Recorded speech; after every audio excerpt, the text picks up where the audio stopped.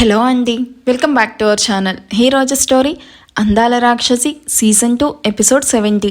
ఇక స్టోరీలోకి వెళ్తే ఆషి నిషాన్ వైపు చూస్తూ కమ్ క్లోజ్ టు మీ నిష్ అని పిలవగానే ఆషికి ఏమైనా ఇబ్బందిగా ఉందేమో అని ఏం కావాలి ఆషి అంటూ ఆషి బెడ్ దగ్గరికి వెళ్ళిన నిషాన్ వైపు సీరియస్గా చూస్తూ తన చేతికున్న సెలైన్ ఫ్రాక్షన్ ఆఫ్ సెకండ్స్లో తీసి నిషాన్ రియాక్ట్ అయ్యే లోపే తన బలాన్ని మొత్తం చేతుల్లోకి తెచ్చుకొని నిష్ను లాగిపెట్టి కొట్టి ఇంకా ఎన్ని డేస్ నా దగ్గర ఆయుష్ గారి గురించి హైడ్ చేస్తారు నిష్ అని కోపంగా ఏడుస్తూ అరుస్తూ ఉంటుంది.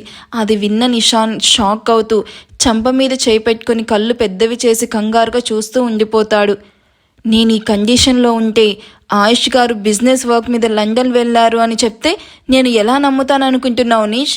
నాకు ఇలా జరిగాక కూడా ఆయుష్ గారు అట్లీస్ట్ నన్ను చూడ్డానికి కూడా రాలేదు అంటే నాకు అర్థమైంది ఆయన రాలేని పరిస్థితుల్లో ఉన్నాడు అని.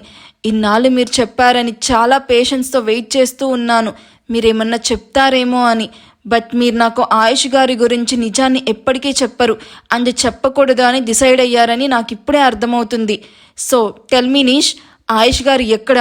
ఆయనకేమైంది? ఆయన బాగానే ఉన్నారా లేదా అంటూ కన్నీళ్లతో అడుగుతుంది. నేను నిజం చెప్తున్నాను ఆషి, అన్నయ్య నిజంగా బిజినెస్ ట్రిప్లో బిజీగా ఉన్నాడు, అయినా నీతో అబద్ధం ఎందుకు చెప్తాను అంటూ ఆషి దగ్గర ఆయుష్ గురించి నిజాన్ని చెప్పలేక చెప్పే ధైర్యం లేక ఆషిని నమ్మించడానికి చాలా ట్రై చేస్తూ ఉంటాడు నిషాన్. షటప్ అంటూ తన బాడీ మీద ఉన్న మిషన్ వైర్స్ అన్ని కోపంగా లాగేస్తూ నిషాన్ ఎంత ఆపడానికి చూస్తూ ఉన్నా వినకుండా బెడ్ దిగబోతూ ఉన్న ఆషిను అప్పుడే అక్కడికి వచ్చిన మోహిత్ విక్రమ్ ఆషి బెడ్ దిగకుండా కంగారుగా పట్టుకొని డాక్టర్ అంటూ పిలవగానే అప్పటికే పడిపోతూ ఉన్న ఆషి పల్స్ను టెన్షన్గా చూస్తూ హో షట్ అశ్రిత గారు ప్లీజ్ కామ్ డౌన్, మీరు ఇలా ఓవర్గా రియాక్ట్ అవ్వకూడదు, మీకు జరిగింది చిన్న సర్జరీ కాదు అంటూ ఆషికి ఇంజెక్షన్ చేసి సెడిటివ్ ఇచ్చి మేడం ఎక్కువ స్ట్రెస్ ఫీల్ అవుతున్నారు సార్, తన అంత స్ట్రెస్ తీసుకోవడం తన హెల్త్కి అస్సలు మంచిది కాదు sir, please take care of her అని జూనియర్ డాక్టర్ను అక్కడే ఉంచి తన క్యాబిన్కి వెళ్ళిపోతాడు ఆషిను ట్రీట్ చేస్తూ ఉన్న డాక్టర్. బెడ్ దిగి బయటకు వెళ్ళాలి, ఆయుష్ని వెంటనే చూడాలి అని చూస్తూ ఉన్న ఆషి డాక్టర్ ఇచ్చిన ఇంజెక్షన్ వల్ల ఆయుష్ గారు మిమ్మల్ని చూడాలి అంటూ మత్తుగా కళ్ళు మూసుకొని పడుకుంటుంది. ఆషి తల నిమర్తూ నుదుటిన ముద్దు పెట్టి తన పక్కనే కూర్చుంటూ మోహిత్ ఆషి వైపు బాధగా చూస్తూ గట్టిగా కళ్ళు మూసుకొని కన్నీళ్లు జార వీడుస్తాడు. నిష్ అసలు ఏం జరిగిందిరా? ఆషి ఎందుకింత వియర్డ్గా బిహేవ్ చేసింది? పైగా ఆయుష్ని చూడాలి అంటుంది. మనం అన్నయ్య విషయంలో అబద్ధం చెప్పినట్టు ఆషికి తెలిసిపోయింది బ్రో అంటూ తనను ఆషి కొట్టడం మొదలు ఆషి అన్కాన్షియస్ అయ్యే వరకు మొత్తం క్లియర్గా చెప్పి ఆషి వైపు బాధగా చూస్తాడు. మోహిత్ విక్రమ్ ఒకరి మొహాలు ఒకరు కంగారుగా చూసుకుంటూ ఆషి లేచాక తనను ఎలా కంట్రోల్ చేయాలా అని ఆలోచిస్తూ అదే రూమ్లో ఉండిపోతారు. నువ్వు చేస్తుంది నాకు కొంచెం కూడా నచ్చడం లేదు విప్లవ్, నాతో నువ్వేం చెప్పావు, ఇప్పుడేం చేస్తున్నావు? మళ్ళీ మొదలు పెట్టావా నీ కాకిగోల? కాసేపైనా ఆ లొడ వాగకుండా కామ్గా ఉండలేవా విప్లవ్? ఆ కాకి గొంతు వేసుకుని కావు కావు అంటూ గట్టిగా అరవ్వాకు, నాకేం చెవుడు, ఎందుకు కాల్ చేసావో త్వరగా చెప్పు, నాకు బాగా నిద్రొస్తుంది అంటూ ఆవలిస్తూ విసుగ్గా చెప్తాడు. అంతే, ఎప్పుడు తిండి నిద్ర పందిలాగా నిద్రపోవడం తప్ప లండన్ నుండి ఇండియాకి వచ్చినప్పటి నుండి నువ్వు చించింది ఏమీ లేదు అంటూ మరింత వెటకారంగా అంటుంది ప్రణవి. షటప్, ఇందాకే ఒకరిని లేపేసొచ్చా, తిక్కగా వాగి నిన్ను చంపేలా చెయ్యకు, ఎందుకు కాల్ చేసావో చెప్పిచావు. ఇప్పుడు కాదురా నీ సంగతి, బావ నా సొంతమయ్యాక నెక్స్ట్ మినిట్ నీ ప్యాంట్లో బాంబు పెట్టి లేపేస్తా అని నోట్లో విప్లవ్ని తిట్టుకుంటూ ఆషి గురించి ఏం ఆలోచించావు? తనని తీసుకుని ఎప్పుడు లండన్ వెళ్ళిపోతున్నావు? నా ప్రేమ గురించి నాకు లేని టెన్షన్ నీకెందుకు? నేను ఎప్పుడు తీసుకుని వెళ్ళాలో, ఎలా తీసుకుని వెళ్ళాలో, వెళ్ళాక ఏం చేయాలో అన్నీ నాకు బాగా తెలుసు, నా ప్లాన్స్ నాకున్నాయి. You just shut up okay? నాకు కాక ఇంకెవరికి ఉంటుంది టెన్షను? నువ్వు ఆ దరిద్రాన్ని తీసుకుని వెళ్తేనే కదా ఆయుష్ బావ నన్ను పెళ్లి చేసుకుంటాడు. నా ఆషి గురించి పిచ్చిగా వాగితే పళ్ళు రాలుతాయి. నేను ఆషిను డెఫినెట్గా పెళ్లి చేసుకుంటాను, కానీ ఆయుష్ మాత్రం నిన్ను ఎప్పటికీ పెళ్లి చేసుకోడు. ఇది నువ్వు ఒప్పుకోని నిజం.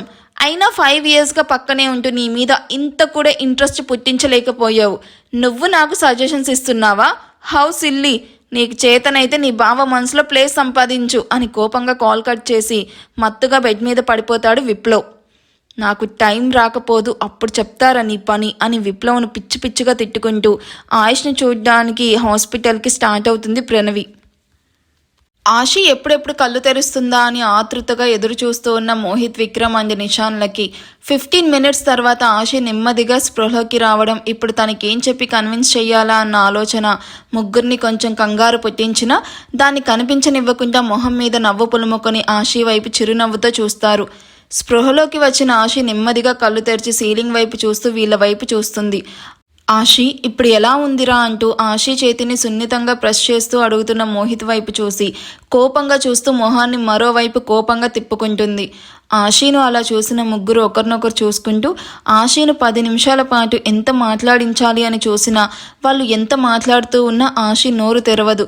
తన చేయి పట్టుకొనున్న మోహిత్ చేతిలో నుండి తన చేతిని విసురుగా లాక్కుని కళ్ళు మూసుకుంటుంది. ఏంట్రా ఇది చిన్నపిల్లలాగా, అసలేమైందని అంత కోపంగా ఉన్నావు? మా అమ్మవి కదూ, మాట్లాడరా అంటూ ఎంత రిక్వెస్ట్ చేస్తూ ఉన్నా ఆషి కళ్ళు కూడా తెరవదు. ఎక్స్క్యూజ్ మీ సార్, అశ్రిత గారిని చెక్ చెయ్యాలి అని జూనియర్ డాక్టర్ చెప్పడంతో ముగ్గురు కొంచెం 2 అడుగులు వెనక్కి వేసి నిల్చుకోగానే డాక్టర్ ఆషిను చెక్ చేసి పల్స్తో పాటు అన్నీ నార్మల్గానే ఉండడంతో రిలాక్స్ అవుతూ ఎవ్రీథింగ్ ఈజ్ ఓకే సార్, ఇక నో వర్రీస్ అంటూ డైలీ ఆషికి ఇవ్వాల్సిన ఇంజెక్షన్ విఎల్ బాటిల్లో నుండి నీడిల్లోకి ఎక్కించాక ఆషికి ఇంజెక్షన్ చేయబోతాడు. కానీ ఆషి దాన్ని కోపంగా దూరంగా విసరడంతో అది గ్లాస్ ఇంజెక్షన్ అవ్వడం వల్ల వెంటనే ఫ్లోర్ మీద పడి పగలడంతో అందులో ఉన్న లిక్విడ్ మొత్తం ఫ్లోర్ మీద పడిపోతుంది. మామ్, అసలేం చేస్తున్నారు మీరు? You know that cost of injection? It's 3 lakhs injection. అలాంటి ఇంజెక్షన్ మీకు 10 days దాకా కంటిన్యూగా చెయ్యాలి, అప్పుడే మీరు నార్మల్ అవుతారు. అది కూడా మీకోసం స్పెషల్గా US నుండి తెప్పించాము. ఇప్పుడు మీకు అది చెయ్యకపోతే మీ బాడీలో ఉన్న ఫంక్షన్స్ ఒక్కొక్కటిగా వర్క్ చేయడం ఆగిపోతాయి. షటప్ అంటూ నిషాన్ అరవగానే డాక్టర్ కంగారుగా వెనక్కి తిరిగి నిషాన్ మొహంలోని సీరియస్నెస్ని చూసి భయపడుతూ సారీ సార్, ఇంజెక్షన్ వేస్ట్ అయినందుకు కోపంలో అంటూ తల వంచుకుంటాడు. Don't talk to me. అలాంటి ఇంజెక్షన్స్ 1000 కాదు 1,00,000 కొనగలను. You know who is she? Varma ఇంటి కోడలు. తనతో అలాగేనా బిహేవ్ చేసేది? Say sorry to her. ఇక ఎక్కువ మాట్లాడకుండా వెళ్ళి ఇంకో ఇంజెక్షన్ తెచ్చి త్వరగా ఇంజెక్ట్ చెయ్యి అంటూ సీరియస్గా చెప్తాడు. ఓకే సార్ అంటూ ఆషి వైపు చూసి సారీ మేడం అని చెప్పి నిషాన్ అరిచిన అరుపుకి ఇంజెక్షన్ తీసుకుని రావడానికి సీనియర్ డాక్టర్ క్యాబిన్ వైపు పరుగులాంటి నడుగుతో వెళ్తాడు జూనియర్ డాక్టర్. ఎన్ని ఇంజెక్షన్స్ తెప్పించినా ఇలాగే బ్రేక్ చేస్తా. నన్ను ఆయుష్ గారి దగ్గరికి తీసుకుని వెళ్లే వరకు నేను ఎలాంటి ట్రీట్మెంట్ తీసుకోను అని మొండిగా చెప్తున్న ఆశని చూసి సరే ఆయుష్తో మాట్లాడిస్తాను, ముందైతే ఇంజెక్షన్ చేయించుకుని జ్యూస్ తాగు అంటూ విక్రమ్ చెప్పడంతో మోహిత్, నిషాన్ ఇద్దరు విక్రమ్ వైపు షాక్ అయి చూస్తారు. నిజంగా ఆయుష్ గారితో మాట్లాడిస్తావా అన్నయ్య? అంటే ఆయుష్ గారు బాగున్నారు కదా, ఆయనకి ఎలాంటి ప్రమాదం జరగలేదు కదా అంటూ కన్నీళ్లతో అడుగుతుంది. ఆయుష్కి ఏమీ అవ్వలేదురా, తను నిజంగా చాలా హెల్దీగా ఉన్నాడు, ఓకేనా? నిష్ చెప్పినట్టు తను నిజంగా బిజినెస్ ట్రిప్లోనే ఉన్నాడు అంటూ అనునాయంగా చెప్తున్న విక్రమ్ని చూసి ఆషి అనుమానంగా చూస్తూ నేను ఆయుష్ గారితో మాట్లాడాకే ఇంజెక్షన్ చేయించుకుంటాను అని చెప్పడంతో మోహిత్, నిషాన్ మరింత టెన్షన్ పడతారు. నీకు ఆయుష్ మీద ఉన్న ప్రేమ నాకు తెలుసురా, బట్ నీకు జరిగింది చాలా కాంప్లికేటెడ్ సర్జరీ, సో ట్రీట్మెంట్ అస్సలు నెగ్లెక్ట్ చెయ్యొద్దు. మళ్ళీ నీ కండిషన్ సీరియస్ అయిందనుకో మీ ఆయన వచ్చి నా పీక పట్టుకుంటాడు అని నవ్వుతూ ఆషికి మాటలు చెప్పుతూ తనతో జ్యూస్ తాగించి ఇంజెక్షన్ చేయిస్తాడు. అది చాలా పవర్ఫుల్ ఇంజెక్షన్ అవ్వడం వల్ల ఇంజెక్ట్ చేసిన 2 minutesలోనే ఆషి నిద్రలోకి జారుకోవడం చూసి ఆషి బెడ్షీట్ అడ్జస్ట్ చేశాక జూనియర్ డాక్టర్ ఆషిని చూస్తూ ఉండమని చెప్పి నిషాన్, విక్రమ్లను తీసుకొని మోహిత్ వేరే రూమ్లోకి వెళ్తాడు. మోహిత్ ఇద్దరు లోపలికి వెళ్ళాక డోర్ లాక్ చేసి విక్రమ్ వైపు సీరియస్గా చూస్తూ ఆషితో బావతో మాట్లాడిస్తానని ఎందుకు చెప్పావురా అంటూ కోపంగా అడుగుతాడు. మోహిత్ కూల్, ముందు నేను చెప్పేది విను అంటూ మోహిత్ను కౌచ్లో కూర్చోపెట్టి తన పక్కనే కూర్చుంటూ ఇప్పుడు ఆషికి నేను అలా చెప్పకపోతే తను డెఫినెట్గా ట్రీట్మెంట్ అస్సలు చేయించుకోదు, అందుకే ప్రస్తుతానికి ఆయుష్తో మాట్లాడిస్తాను అని అబద్ధం చెప్పాను. అలా చెప్పాను కాబట్టి తను ఇంజెక్షన్ చేయించుకుంది.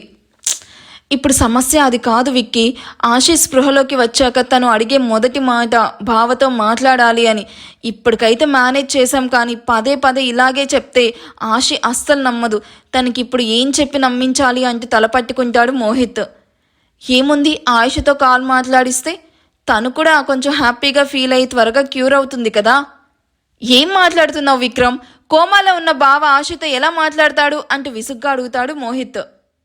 విక్రమ్ చిన్న నవ్వుతో ఇద్దరు వైపు చూడడంతో నిషాన్, మోహిత్ ఒకరినొకరు అయోమయంగా చూసుకుంటూ ఉంటారు. అసలు విక్రమ్ ప్లాన్ ఏంటి? విక్రమ్ ఏం చేయబోతున్నాడు? తన ప్లాన్ మీరు ఎవరైనా గెస్ట్ చేయగలరా? గెస్ట్ చేస్తే కామెంట్ చేయండి. వీడియో నచ్చితే ప్లీజ్ లైక్ చేసి హైప్ ఇవ్వండి. Thank you for watching. Bye.